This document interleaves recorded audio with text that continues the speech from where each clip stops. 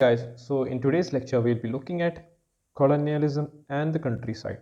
Okay, that is theme 10 of our class 12 history NCERT. Okay, in this chapter you will see that the colonial rule meant to those who lived in the countryside. How the colonial rule was meant for the villages or the countryside. Okay, you will meet the zamindars of Bengal, travel to the Rajmahal hills where the Paharias and the Santhals lived, then move to the west of Deccan, and also the way the East India Company established its Raj on the countryside. Okay, what all were the effects due to the British rule in India on the countryside? Okay, till now we were discussing about various industries, all this effect on industries, textiles, and the rich people, the Rajas, all things were discussed till now. Now we'll be looking at but how it affected the common citizen. A vast majority of the people lived in the countryside. So how the colonial rule affected them. Before we start this chapter, I want to show you or I want to recap about certain historical happenings that led to the establishment of East India Company rule in Bengal. Okay, for that we will go through to the slides. Okay, even before the East India Company came to India, the Bengal was one of an kind of like an independent territory for under the Mughal Empire. Okay, it was initially ruled by Alivardi Khan, and he was able to tackle various measures or various efforts taken by the East India Company to conquer Bengal. Okay, he was an effective ruler.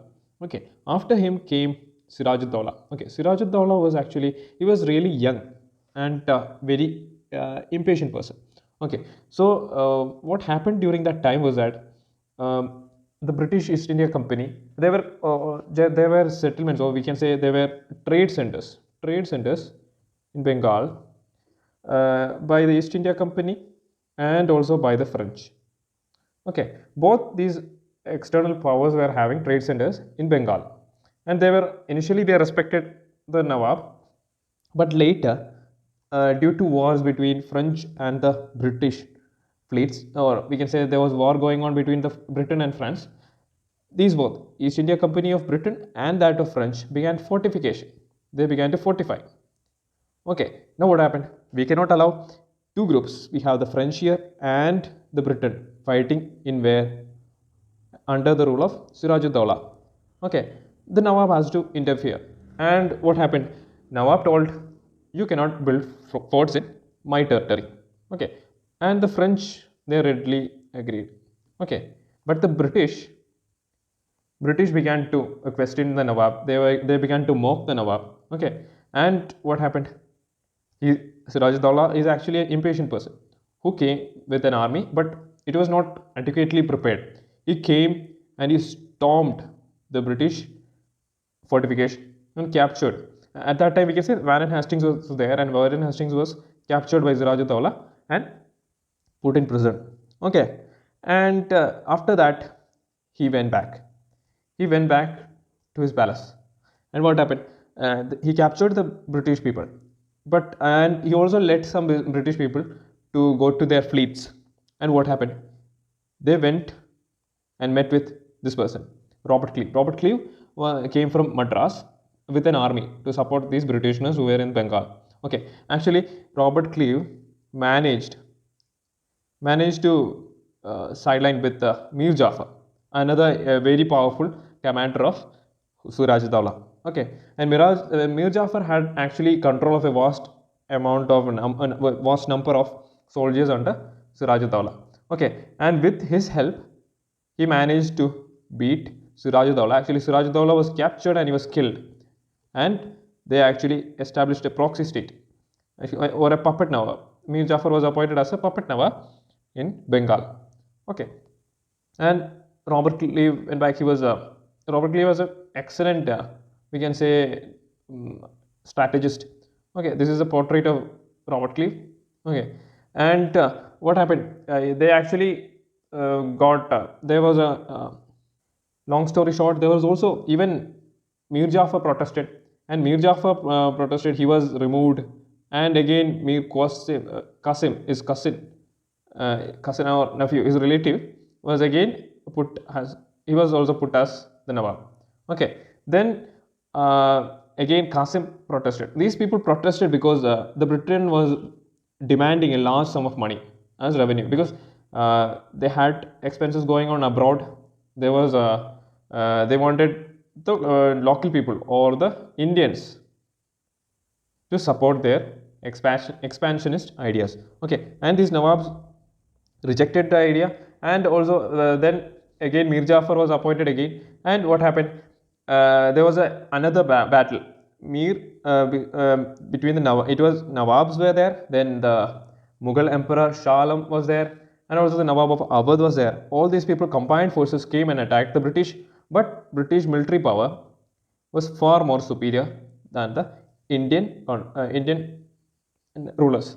So eventually, Battle of Buxar actually established, we can say, gave away, actually that helped in establishing the proper rule of Britain in India. Okay, and this is a map. This is a map. So we can see this is the Battle of Plassey. After Battle of Plassey, we can say this much area came under the British. Okay, although it was a proxy war, they had grown to a large extent. Okay, and in by 1815, it had grown till here. Okay, from here to here, and here we can see Plassey is somewhere over here. See here. Here Plassey is here. Okay, Awadh. After Battle of Buxar, they actually established control over Awadh, and Bengal was properly under them. All this happened, and they began to get revenue, because Bengal is very important in the context of a revenue basis, because Bengal was one of the richest states or provinces in our ancient India. So by controlling Bengal, they had no problem with the money. So we'll go back to our chapter. So this is actually the basic historical background we need to know before we start the chapter. So it is here where the earliest attempts were made to reorder rural society and establish a new regime of land rights and a new revenue system. Okay, it is given these are some of the incidents. In this incident, it is like auction of Barwan. There was actually a system of zamindari system. Earlier, those who were rajas, or we can say lords, kind of lords of the area, they were actually asked by the British government to collect the taxes. Okay, collect the taxes, and often these zamindars were not able to achieve their target, because the target the British put were actually really high. So what happened? In this case, we can see the estates of Burdwan Raj. Burdwan Raj is actually another Raja or Zamindar, and he had to sell. The government confiscated his Bangla. His Bangla was over here. See, in the city palace. This was actually auctioned by the British in order to get the revenue. Okay, and what happened? Burdwan Raj actually, according to the British, they could not confiscate the land owned by or the money owned by women. Okay, they didn't confiscate money owned by women. So Burdwan Raj transferred some money to his mother. And what happened? Whenever the British people came to started the auction, he sent out binamis, or we can say those people who participated in the auction on the Raja's behalf, and they bought the palace back. And when the time came to pay the money, they said they don't have the money. Okay, again it was auctioned again, and this process continued. And after some time, what happened? The company was forced to sell the palace at a lower rate than its actual value to the zamindar itself. Okay, that process was going on, and many other schemes were also following, in which the zamindars managed to escape the harsh punishments or the mistreatment by the British. Okay, so here we can see what was caused by the zamindars to default the payments. Company officials felt that a fixed revenue demand would give zamindars a sense of security and assured of returns for their investments. Okay, encourage them to improve their estates in the early decades after the permanent settlement. Permanent settlement was the act actually what led to all these things. Okay, however, the zamindars regularly failed to pay the revenue demand. Unpaid balances accumulated. They continued to fail they didn't achieve the targets, though we can say initially. Okay, reasons for this failure were various. First one, initial demands were very high. Okay, the land could give a revenue of 100 rupees, but the British were demanding about 1000 rupees. How can this can be achieved?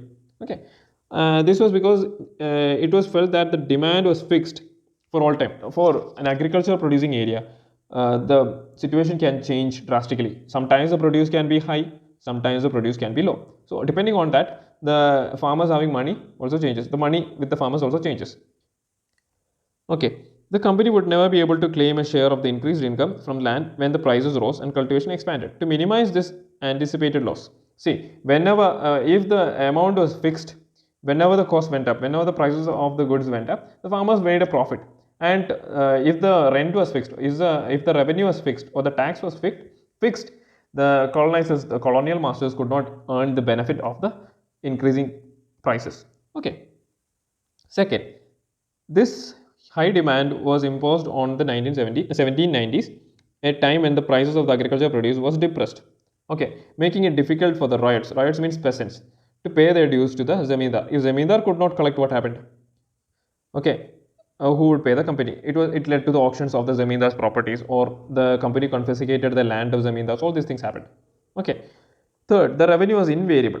Regardless of the harvest, had to pay punctually. The money had to be paid punctually. In fact, according to the sunset law, if the payment did not come by the sunset of the specified date, zamindari was liable to be auctioned. Fourth, the permanent settlement initially limited the power of the zamindari to collect rent from the riot and manage the zamindari.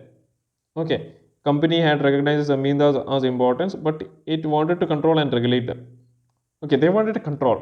So what happened? They disbanded their troops, zamindars troops. Customs duties were abolished, and they could not actually. Zamindars were actually rajas or kings of that region. Okay, and above them a collector was appointed, and also local justice and local police organizations of the zamindars were also abolished. Okay, and most of the decisions were taken by the company officials. And at the time of revenue or rent collection, an officer of the zamindar, usually an amla, came around to the village. But rent collection was a perennial problem. It was all throughout the year. There was a problem. Sometimes bad harvests or low prices made payment dues difficult for the peasants or riots. At other times, riots deliberately delayed the payment. There were also another class of riots called jotedars or mandals. These were rich peasants, okay, who had more area of cultivation than the common people. Okay, so, and were only too happy to see the zamindars in trouble. Okay, they wanted the zamindars to suffer. Zamindars could persecute defaulters, but it would take a long time. The judicial system was slow. And the rise of jotedars, rise of the rich peasant class. Okay, while many zamindars were facing a crisis at the end of the 18th century, a group of rich peasants were consolidating their position in the villages. And in this chapter, Francis Bachnan is a really important person. Okay, he surveyed a lot of lands in Bengal region, and so therefore he went around Bengal region looking at various types of people and describing their land, describing their life. All these things were almost everything that is said in this chapter is written by or on the account of Francis Bernstein. Okay. Okay, then Jotedars had acquired vast areas of land, sometimes so much as several thousand acres. They controlled local trade as well as money lending. They were also a rich peasant class, super rich peasant class. Okay, a large part of their land was cultivated through sharecroppers. Okay, who brought their own plows, labored in the field, and handed over half the produce to the peasants, rich peasants, after the harvest. Okay, and they became more effective than the zamindars. Unlike zamindars, they often lived in urban areas. So zamindars were located in the villages. They were in the villages, while zamindars were in the urban areas. Okay, they fiercely resisted the efforts of the zamindars to increase the rent of the land, prevented zamindari officials from executing their duties. All these things were done by the jotedar class. Just know about them. And this is an house of the jotedar. Okay, this is a picture of the jotedar's house. And looking at this flow chart, we can see how the system is functioning. At the lowest of the lowest, we have the underriot. Okay, underriot, and we can see they were the lower class. Then we have the middle class riot. Okay, they either gave directly money to the zamindars, or then we have there was another jotedar or rich riot above him, and who in turn gave money to zamindar, and zamindar in turn gave the money to the company. Okay. And the zamindars, see, the authority of zamindars in rural areas, however, did not collapse. Okay, even though jotedas were there, another exploitations were there, all these things were happening, they didn't collapse.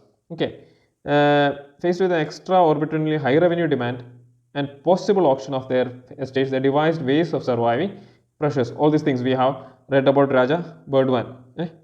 Okay, and all these things I have said before about he transferring the his zamindari to his mother. All these things. Okay, and by all these binami methods, other crooked ways, or we can say bitful ways, these people managed to survive. Okay, there is another report called the fifth report. Many of the changes that we are discussing were documented in detail in a report that was submitted by the British Parliament in 1830. It was the fifth of the series of reports on the administration and activities of the East India Company. Okay, often referred to as the fifth report. Okay, it ran into 1002 pages, of which over 800 pages were appendices and reproduced petitions of the zamindars and Riots. Okay, all these things. Fifth report is not much important, but just read through it because it provided actually the details of what were happening in the Bengal region, and it mainly shows you about the various acts, or we can say the governance system in the area. Okay, and another important factor when we read about history, we need to look is that official reports like this have to be read carefully. We need to know that who wrote the reports and why they were written. What was the reason behind it? Sometimes it will show exaggerated reports that the revenues collected, huge amount was collected, and British were doing good. They were actually really good administrators. All these things were written because it was done to benefit the British, or it was written by the British people. Okay, but in opposition to that, we have various Bengal zamindars and local records in the district to write about the history of the colonial rule in rural Bengal. They indicate that intent of criticizing the maladministration of the company. Okay, and here it comes. The fifth report exaggerated the collapse of the traditional zamindari power, as also overestimated the scale in which the zamindars were losing their land. Okay, and as we have seen, even when zamindaris were auctioned, zamindars were not always displaced given the ingenious methods they used to retain their zamindaris. Okay, that we need to keep in mind. And here we come in contact with another important group of people in the hills of Rajmahal. These people lived in the hilly regions, okay, of Rajmahal.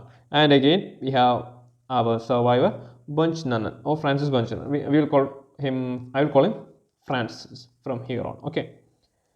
And before we go to Francis, here is a small introduction about him. Francis Bunchnan was a physician who came to India and served in the Bengal Medical Service. Okay, he was a surgeon for the Lord Wellesley, and he organized a zoo that became the Calcutta Alipore Zoo. Then we have, see, he inherited his mother's property, and he assumed her family name Hamilton. So he was often called Hamilton also.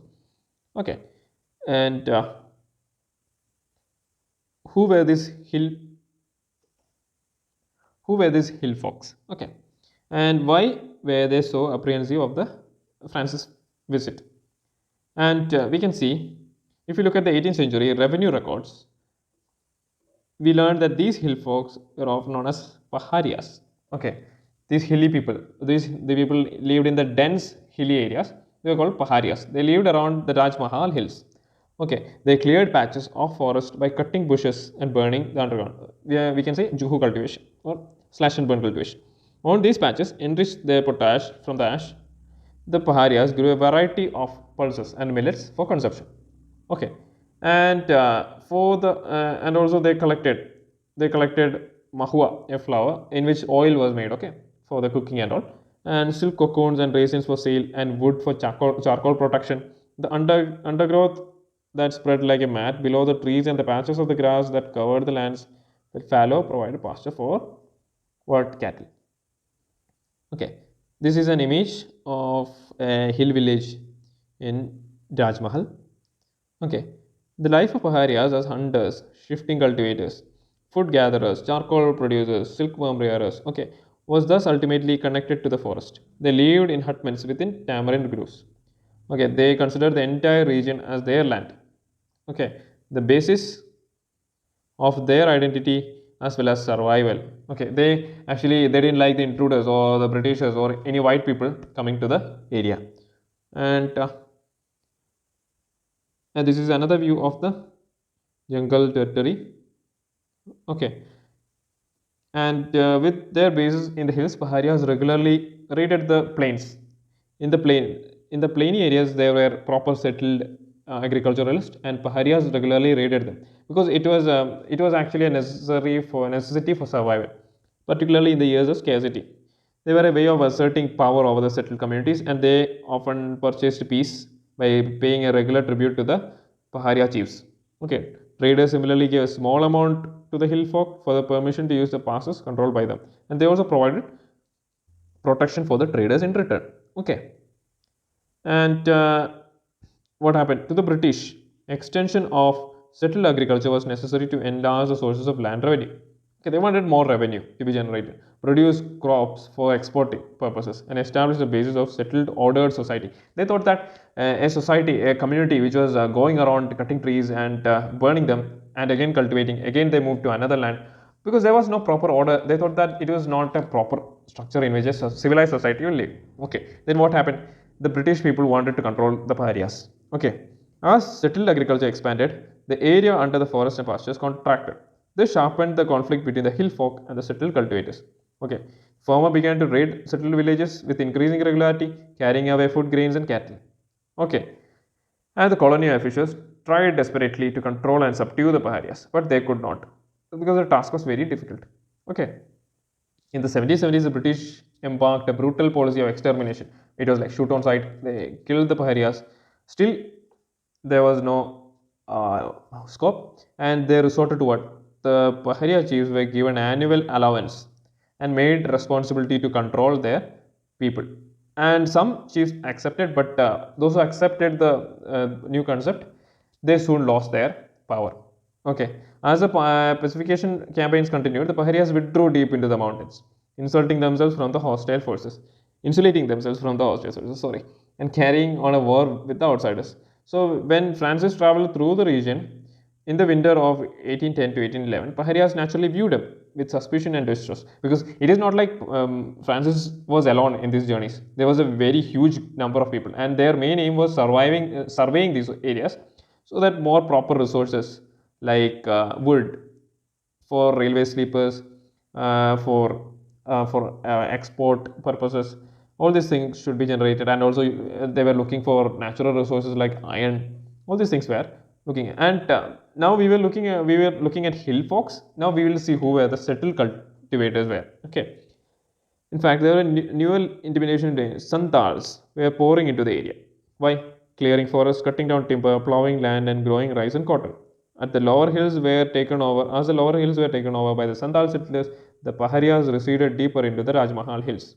If Paharia life was symbolized by hoe, then they used for shifting cultivation, the settlers came to represent the power of the plow. Okay, and the battle between the hoe and the plow was a long one. Hoe means we can say axe or tool that used to cut the trees down. Okay. Santhals. Now the pioneer settlers. Now we are describing the settlers. Okay. Francis crossed the Gunjara Pahar, which was a part of the Rajmahal. Ranges passed through the rocky country beyond and reached a village. Okay. It was an old village, but the land around had been recently cleared to extend cultivation. And this land, he observed that although it was rocky and he found it hard to cultivate, these people properly cultivated the land, and the soil was very fine. Okay, and that was a quality of the Santhals. And having failed to subdue the Paharias and transform them to a settled agriculturalists, the British turned to the Santhals. Paharias refused to cut the trees, resisting touching the plow, and continued to be turbulent. The Santhals, by contrast, they appeared to be ideal settlers, clearing forests and plowing the land with vigor. Okay, and actually they got support from the British government. Okay, The land grant to the Santhals stipulated that at least 1/10 of the area was to be cleared and cultivated within the first 10 years. The territory was surveyed and mapped, enclosed with boundary pillars. They were separated from both the world, from the settled agriculture of the plains and the Paharias of the hills. Okay, and as the cultivation grew, the Santhal community also grew, and and but the situation was harsh for the Paharias because they went to the rocky upper hills and they could not find areas for shifting agriculture, and soil often lost their natural fertility. Okay, all these things were happening to the Paharias. And what happened? When the forest of the region were cleared for cultivation, hunters among them also faced problems. The Santhals, by contrast, gave up their earlier life of mobility and settled down, cultivating a range of commercial crops for the market and dealing with the traders and money lenders. Okay, they began directly dealing with the uh, with the traders. Okay, and actually they exploited the Santhal community. Santhals, however, soon found out that the land they had brought under the cultivation was slipping away from their hands. The state was levying heavy taxes on the land that Santhals had cleared, and money lenders also charging high rates of interest. Okay, by 1850, Santhals felt that the time had come to rebel against the zamindars, money lenders, and the colonial state. In order to create an ideal world for themselves where they would rule, it was after the Santhal revolt of 1855 to 1506 that the Santhal Paragana was created, carving out of 5,500 square miles from the districts of Bhaganpur, Burbham. Okay, the colonial state hoped that by creating a new territory for the Santhals and imposing some special laws within it, the Santhals could be conciliated or controlled. This is the image of the Santhal rebellion. There are many other, a lot of rebellions even before the major revolt of 1857. When we read about it in the NCERT, you will come to know. Okay, and from the accounts of Buchman or Francis. See, as I told you, they often went in groups. The British or Francis went in groups. They had draftsmen, surveyors, palanquin bearers, coolies. The cost of the travels were borne by the East India Company, and they wanted to collect data about the land and how it could be brought up for proper revenue collection and for a commercial purpose. All these things were recorded, and Francis was really good at this work. Okay, and now we come to the Deccan area. Now we come to the Deccan, Bombay Deccan area.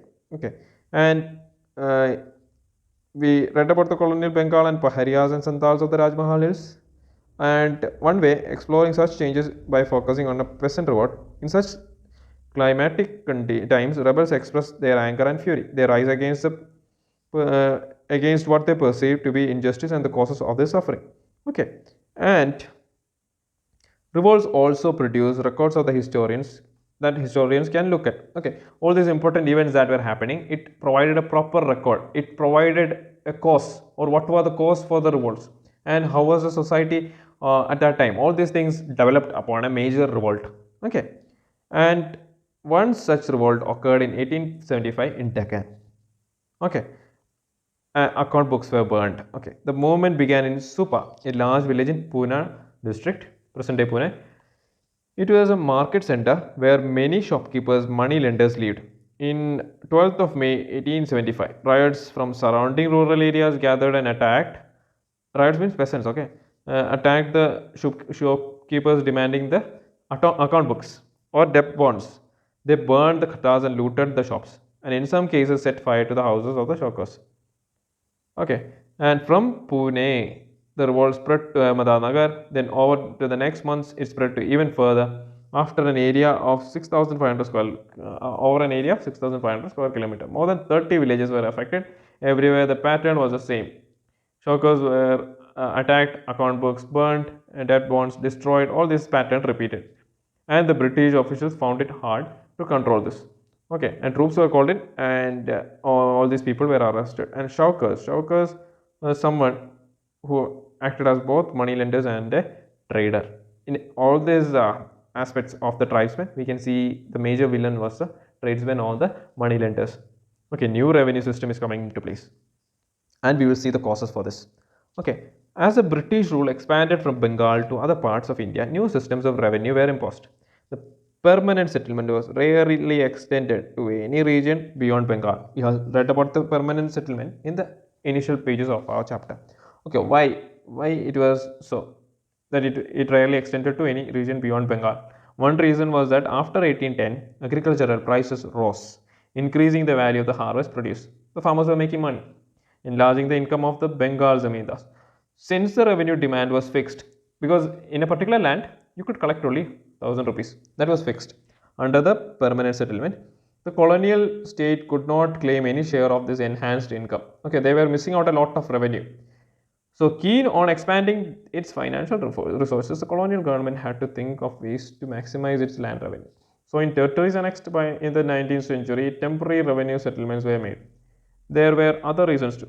When officials devised policies, they were thinking of deeply shaped by the economic theories they were familiar with. Okay, and here comes into picture an economist, David Ricardo. Okay, David Ricardo said that it was like, see, an average rent. A landowner was allowed to collect an average rent, and if the produce or the profit went above the average rent, that belonged to the state. That was what David Ricardo said. And the revenue system that was introduced in the Bombay Deccan came to be known as Ratovary settlement. Unlike the Bengal system, the revenue was directly settled with the Riot. It skipped the part of the zamindars. The average income from different types of soil was estimated, the revenue paying capacity of the Riot was assessed, and the proportion of it fixed as a share of the state. And proper land assessment was done, and based on that, revenue was fixed. Okay, lands were resurveyed every 30 years, and the revenue rates increased. Therefore, the revenue demand was no longer permanent. Okay, depending on the produce, depending on the cultivation, all these things changed. And we will see, even though all these measures, some good measures were also taken by the British to increase their revenue eventually, but the peasants were particularly in debts. Okay, they owed a lot of money to the zamindars. Okay, and why is that so? Okay, by the prices of the agricultural by 1830s, prices of agricultural products fell sharply after 1832. Okay, and before that the prices were good, and the peasants got more money as lend from the zamindars or money lenders. Okay, this meant the further decline in the peasants' income because the prices were going down.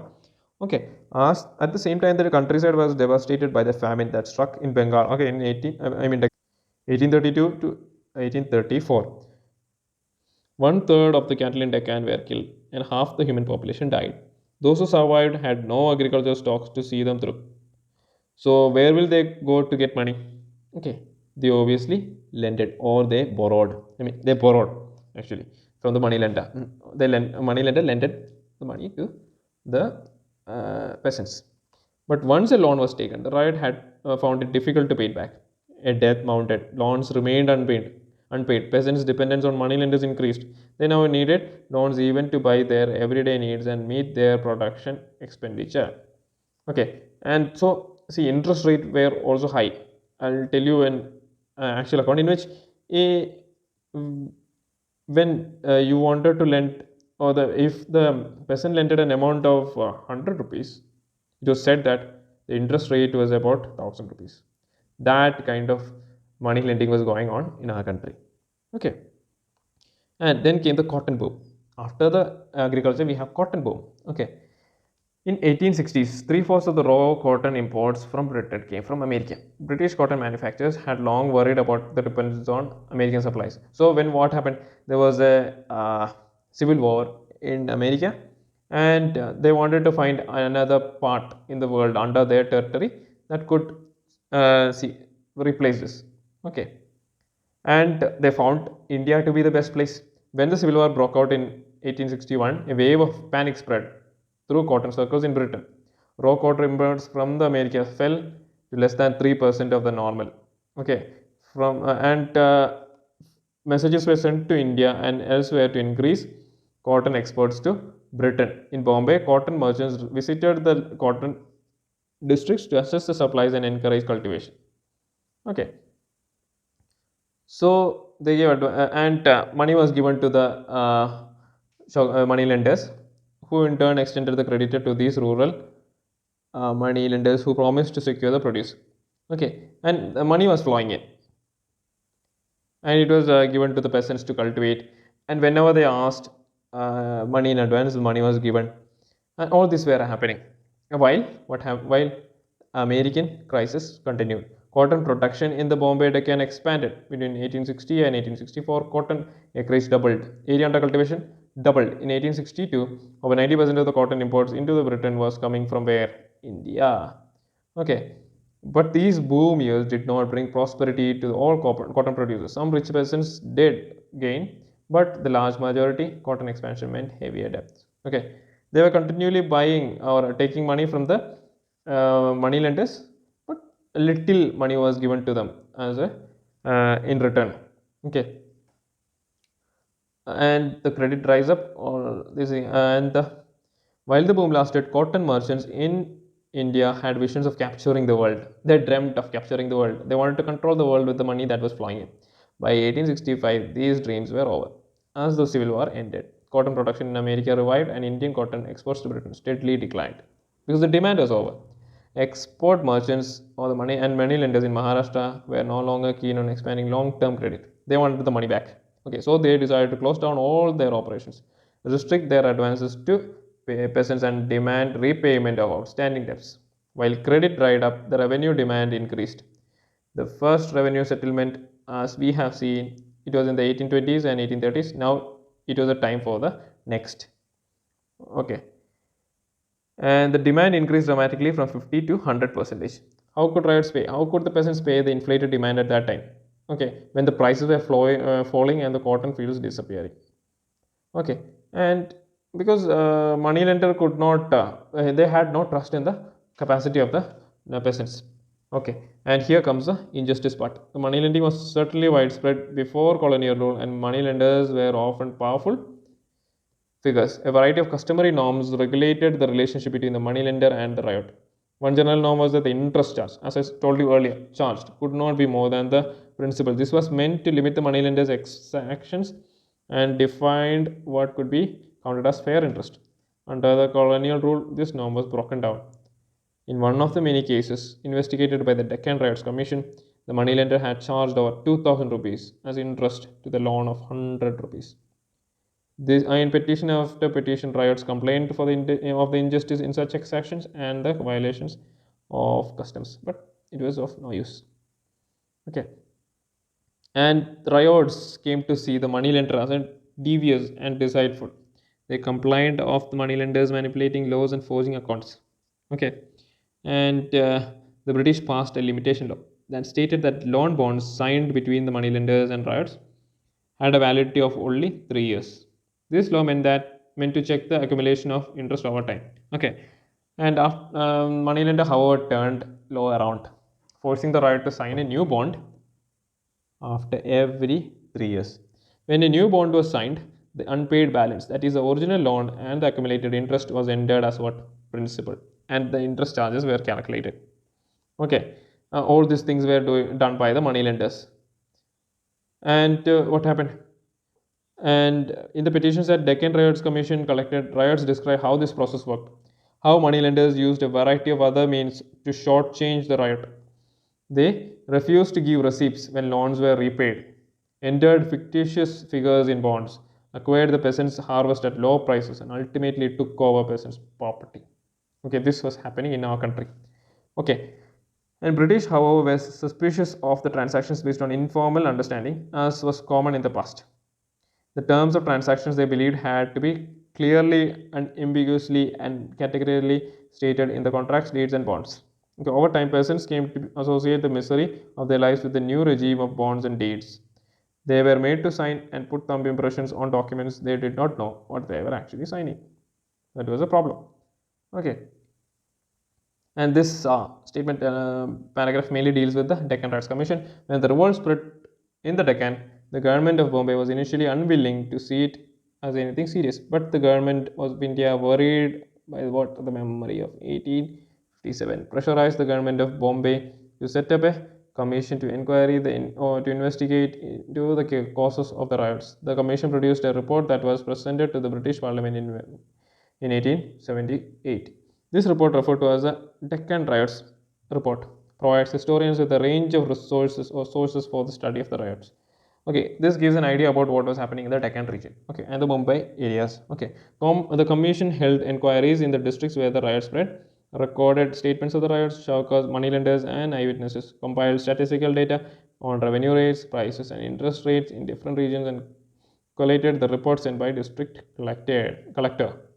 Okay, all these things happened, and here is a timeline of what all things happened. In 1765, the East India Company acquires the Divani of Bengal. Okay, then 1773 we have Regulating Act passed by the British Parliament to regulate the activities of the East India Company. Now 1793 we have permanent settlement in Bengal. We discussed this in 1800s. Santhals begin to come in to the Rajmahal. The settlers were coming in to Rajmahal hills and settled there. In 1818, first revenue settlement in the Bombay Deccan. Then 1820s, agricultural prices began to fall. In 1840s to 1850s, slow process of agrarian expansion, agricultural expansion in Bombay Deccan. 1855 to 1856, Santhal rebellion happening. It was before what? The revolt of 1857. Okay, and 1861 cotton boom begins. In 1895, the riots in Deccan villages rebel. This is actually what we discussed so far in this chapter. I hope the class was productive for you. The chapter that we read today was essential. You got a primary idea of what we learned today. So that is it for today, and God bless you all. Until next time, bye.